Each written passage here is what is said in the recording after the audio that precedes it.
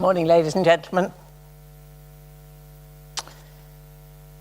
I'm going to speak from personal experience, not as an HR director, but as a serial entrepreneur. In business and not-for-profits, I've employed HR directors in the days when we talked about not HR, but of personnel, and it really wasn't doing anything strategic in the business at all. Entrepreneurs, we differ from professional managers in several ways. We typically fit jobs to people rather than the more conventional people to jobs. And we often act as the young organization's chief executive and head bottle washer, and that includes HR. And because employment practices that are common in some cultures are illegal in others, we also have to act as the organization's moral compass. I also occasionally served as an independent member of what's called an appointments committee of senior civil servants, very senior civil servants, who in the UK are decoupled from the political masters. And surprisingly, my commercial versus their public and quite different viewpoint as to what they were in business for, we were often in agreement with the other members of the appointments board as to which candidate was not appointable, or the preferred candidate. Now, the UN's International Labour Organization gives equal voice to staff, employers, I saw that I should forget that, and government, and I try to do that same balance. Entrepreneurs, we change culture, but it becomes more and more critical and difficult to change culture once an organization is established. And culture and leadership are linked, and I'll be talking more about leadership later. Let me start by sharing one of my HR secrets. I surround myself with people of quality and people that I like. Not people like me, but people that I like, and I think that's important to me. And the other day when I said, my husband's an angel, a woman complained. "You're lucky," she said. "Mine's still alive." This is my story of gender, diversity, and equality. Jewish people did not have equality in Nazi Europe. I lost my citizenship and was termed a crossbreed and even sometimes subhuman. I arrived in this country as an unaccompanied child refugee and became successful as an IT entrepreneur, and I now enjoy giving my money away. I was a mathematician, itself then quite rare for a mere woman. Women aren't so mere anymore. And I moved into computing in the days when mathematics was required for the job. And in the early 60s, I set up my own high-tech software company, one of the UK's first such startups. It couldn't have started smaller. On the dining room table, and with what would now be £100, financed basically by my own labour and by borrowing against the family house. My company started not to make money, but as a crusade for women, to get women to get past the gender issues of the time. So it was a company of women, a company for women, an early social business. And people laughed at the very idea. You can't sell software. At that time, it was given away free with the hardware. And they laughed even louder at my crusade for women. Although women were then coming out of the universities with decent degrees, There was a toughened glass ceiling to our progress, and I'd hit that ceiling too often. I wanted opportunities for women. I recruited professionally qualified women who had, as was the norm, left the computer industry on marriage or when their first child was expected, and structured them into a home working organization, a 20th century cottage industry. And that crusade for women was the founding philosophy of the business. Technology opened the door for me. We pioneered the concept of women going back into the workforce after a career break. A whole lot of new work and remuneration methods. All kinds of flexible working, job shares, profit sharing, and later co-ownership, when I got a quarter of the shares of the company and 65% of the control of the company into the hands of the workforce at no cost to anyone but me. So I was doing lots of new things on the HR front. I never set out to make millions. My friends thought that I did not have the temperament to even survive in the carnivorous environment of business, any business. But I came to enjoy its freedom and intellectual challenge. An early project was to develop software standards, management control protocols. Software was and is a maddeningly hard to pin down activity. So that was enormously valuable. We used the standards ourselves. We even paid to update them over the years, and eventually they were adopted by NATO, very good grounding. And we disguised the domestic and part-time nature of the workforce by offering fixed prices, one of the first to do so. Who would have guessed that the programming of the black box flight recorder of supersonic Concorde would have been done by a bunch of women working in our own homes? For years, I was the first woman this, the only woman that. In those days, women couldn't work on the stock exchange or drive a bus. I even had to ask my husband's permission to open a bank account. My generation of women fought the battle for the right to work and the right to equal pay. In my first job, when handsome young men used to offer to carry my equipment for me, I would reply aggressively, I believe in equal pay and will carry my own things. I mean, nowadays, I say, oh, how kind. Thank you so much. We didn't have any women role models in the business at that time because nobody expected much from Britain's women in work or in society. All the expectations were about home and family responsibilities. I couldn't accept that, and so started challenging the cultures of the day. Even to the extent of changing my name from Stephanie to Steve in my business development letters so that I could get through that door before anyone realized that he was a she. I'm not a feminist, but I am a humanist, totally convinced that every single person can make a difference. In 1975, 13 years from the company's startup, Britain's equal opportunities legislation came in, which made it illegal to have our pro-female policies. So as an example of unintended consequences, my woman's company, we had to let the men in.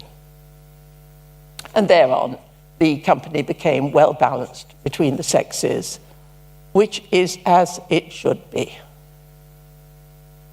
And as organizations become virtual in this century, will perhaps gender become irrelevant? I ran the company at a little over break-even speed, until it was about 1,000 strong. And then professional managers came in and made it profitable.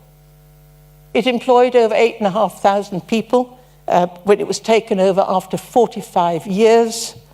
It's now part of a French group.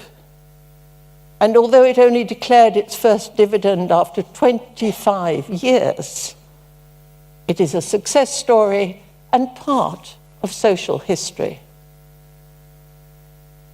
When I started my female business, the men said, "How interesting," but it only works because it's small.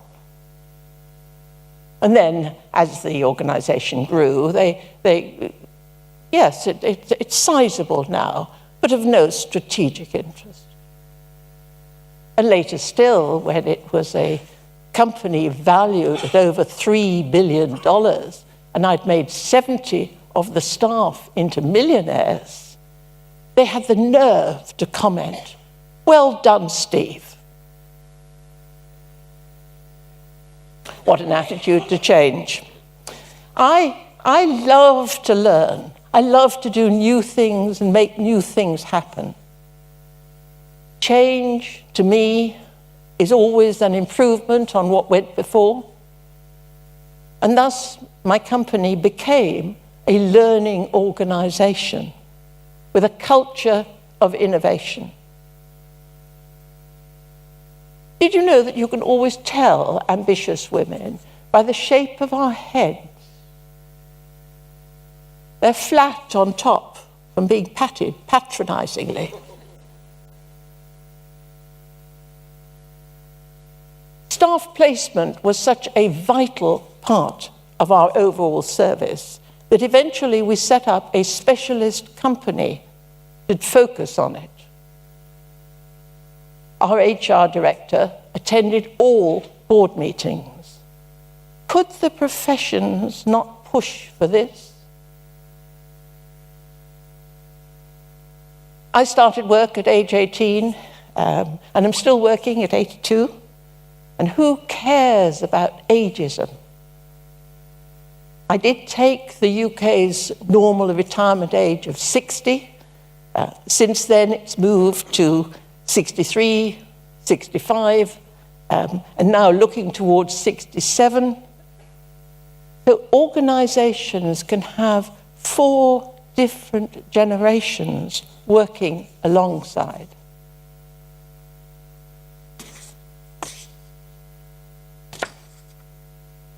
My civic honor in 1980 was for pioneering flexible ways of working that extended women's traditional roles.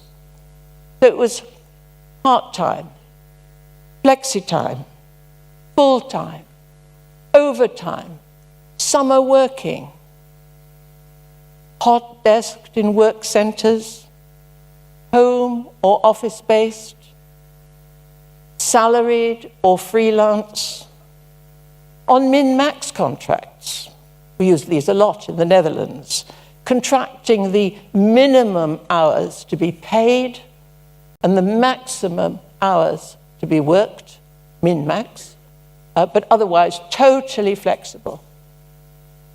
And even, dare I say it, 0-hour contracts, which nowadays can be somewhat politically unpopular.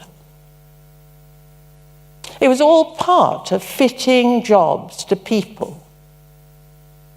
For example, our first job share, and it may have been the first ever job share, was a husband and wife who asked if they could do a full-time equivalent job between them.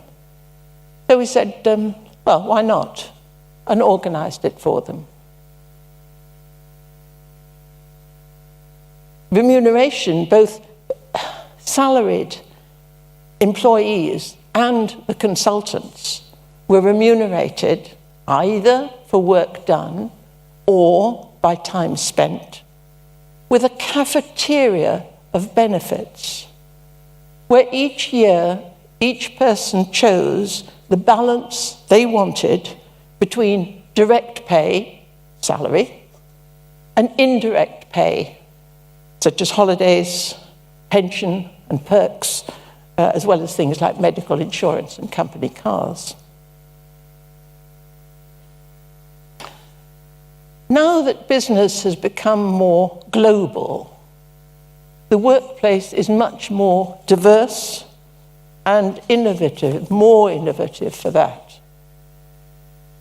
One of my very first programmers was Mrs. Bakaya. We were much more formal in those days. People called me Mrs. Shirley, not Steve. And she was an Indian lady who always wore the most fabulous saris. And later, Sylvan was a tall, dark, and handsome man, his description, and one of the very first black directors to be seen in the City of London. And I shall always remember the sort of frisson of excitement when he and I turned up at a formal dinner together. Over the years, my company had many gay and lesbian staff who often face discrimination in both access to leadership and acceptance as role models. To my knowledge, we employed 2 transsexuals, one male to female, the other female to male, which I found the more difficult to manage in what was then still a very female company. The toilet arrangements assumed enormous importance. I took professional advice from the Institute of Directors, whose approach was blunt. Why bother? The individual will leave sometime in the transition and start in a new employer with their new gender. And indeed, that's what happened. I felt that I'd failed to help them and their colleagues grapple with the changes in team dynamics. And comparing the experiences of transgender people is a very robust way of checking for bias. I promised to talk about leadership, a topic with the most profound impact on HR, because equality will only come when there is equality in leadership. Leadership is shared equally. Leaders start things, and leaders determine the criteria for leadership, and thus determine who and who will not become a leader in the future. Some countries have egalitarian, informal power structures where people are treated equally, where leaders are expected to be participative, and there are few status symbols. Others are more hierarchical, formal. People abide by social class and expect unequal distributions of power. Their leaders are decisive and authoritative. Their standing is based on age, gender, and organizational rank, with an emphasis on status symbols and giving respect, giving faith. Now, those cultural differences affect how people behave. Their focus being either on building relationships or in getting what they want. And we communicate these differences in everything we do and say. And hence the innumerable misunderstandings between those who communicate indirectly. I'm not sure that I hear you correctly. Or those who communicate directly. Speak up. And that's another gender issue. Because worldwide, women tend to communicate indirectly. They take turns. They self-denigrate. We apologize. ask questions, and use we rather than I. Men tend to use the I. Typically, they interrupt, avoid questions and apologizing, things which they view as making them lose face. They want to be one up. Let me give you a trivial example. A young male friend, director of an international company, told me recently, "Steve, you're much too accessible. When somebody comes into your office, don't always get up, but always say, 'Just give me 5 minutes while I finish this,' showing that your activities are the more important." Now, to most women, that's just rude. I mean, I find it rude, but he, and he's a very nice man, viewed it as showing leadership. Non-verbal signals have an enormous impact. Leaders are expected to have confident demeanor, stand straight, take up space, speak fluently and audibly. Can you hear me? Margaret Thatcher believed that she needed to dominate by idea and by presence in order to win. And tomorrow, Caroline Goyder will be talking about such communication issues. In many countries, only between a quarter and half of leaders are women. The low representation of women is most evident in business. We do best in the not-for-profit sector. Though nowadays, all not-for-profits have to be business-like. Although leadership is no longer defined in a military way, if women behave to confirm the gender stereotype, they're not viewed as being a proper leader. If we behave according to the leader stereotype, we are thought to be unfeminine, so that's a double bind. And women of colour face additional pressure to suppress their racial identity and to integrate, assimilate.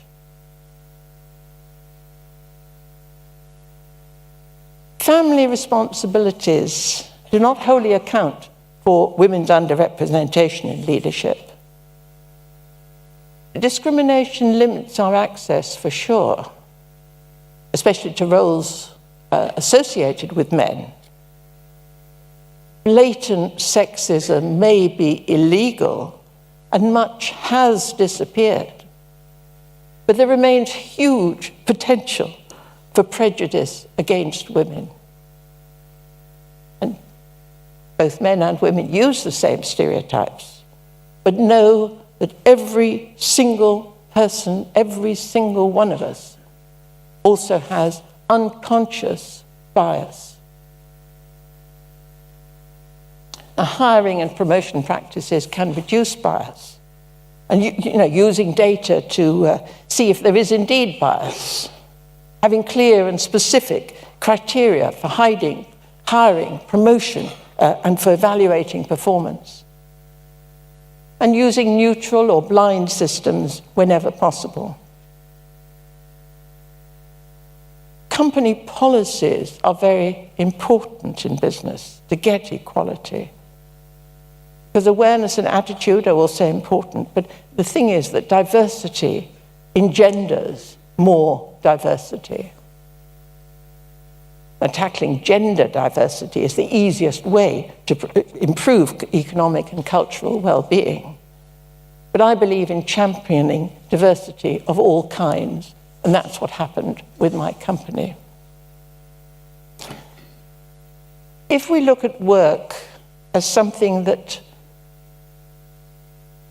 the work that can be done, rather than the work that can't be done, then diversity ceases to be a problem to be solved, but rather a valuable characteristic, a valuable commodity to be harnessed.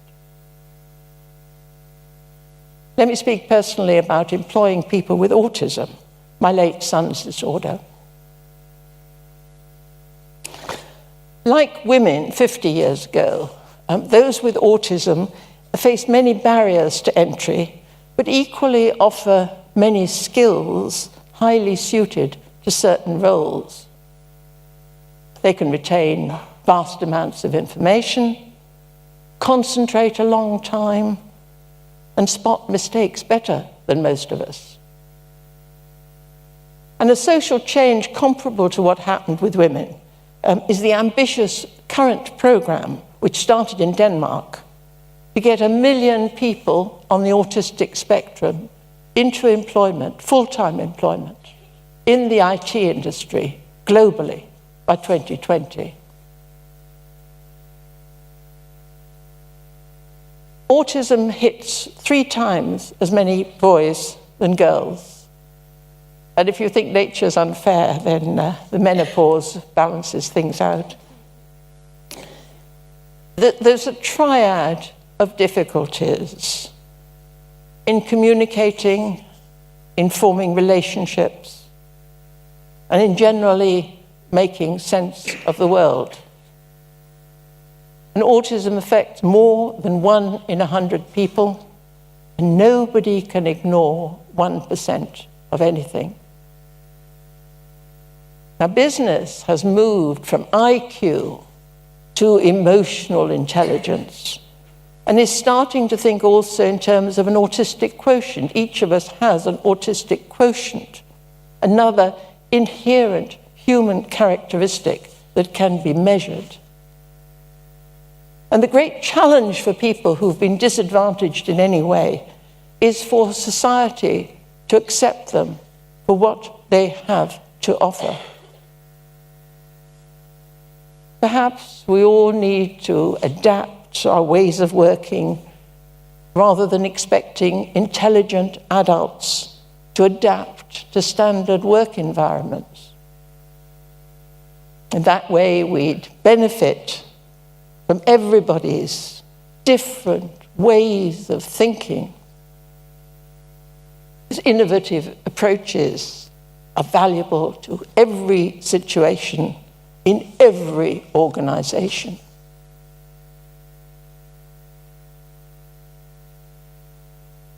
Moving for a moment to the finances, and everything that I say really applies to other disorders.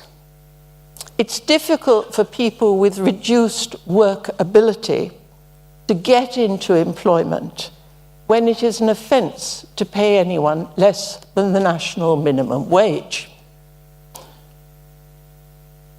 There's some 30 countries which have a national minimum wage and make special provision to exempt some people. In Luxembourg, for example, staff in a protected workshop are paid by the state. Some countries, such as Denmark, provide state subsidies. Does anyone know of a country, apart from the UK, that has a national minimum wage without some special exemptions for special people?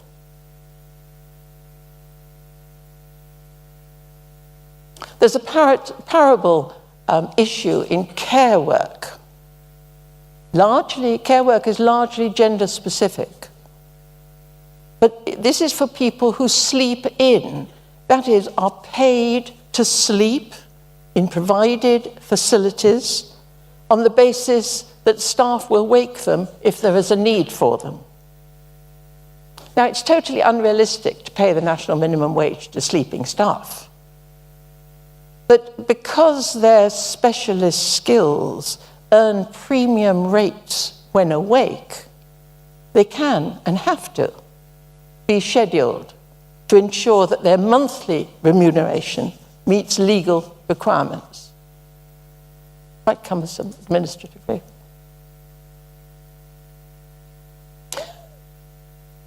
So what do I think are the main issues facing HR directors? More use of third-party consultants, more litigation, In Britain, auto-enrolment in workplace pensions, migrant labour, the need to comply with laws from Brussels, more international working generally, and the pressure to address terrorism issues, not the necessary security, but rather to manage people's expectations. And everywhere, there are the demographics. In the UK, for example, there are almost twice as many new jobs coming onto the market as there are people coming in to serve them. So many organisations have to actively recruit outside their national boundaries, because getting the right staff in place at the right time, keeping an agile workforce, and I know you've been thinking about that earlier, is comparable to the just-in-time manufacturing that business was trying to cope with a generation back. And finally, there's automation. Many unskilled jobs changed beyond recognition or disappeared completely through automation. And the same is now happening to professional and office tasks. Singapore University has developed an attractive Android receptionist. It needs refining. I nearly said she needs refining. But robots will soon be in use throughout the workplace. Think also of driverless cars, drones, computers writing articles, filling in the tax return, managing the share portfolio. In Chicago, training people with autism on interview techniques is already being done by a virtual HR staff member, which can give instant feedback about people's responses. But I promised to speak from personal experience. This afternoon, I'm visiting a primary school here in Birmingham that is using robots to teach autistic children. Ladies and gentlemen, I finish with a scary question. When robots in the workplace look like humans and perform like humans, perhaps even better than humans, will they become the responsibility of the HR director? Thank you very much.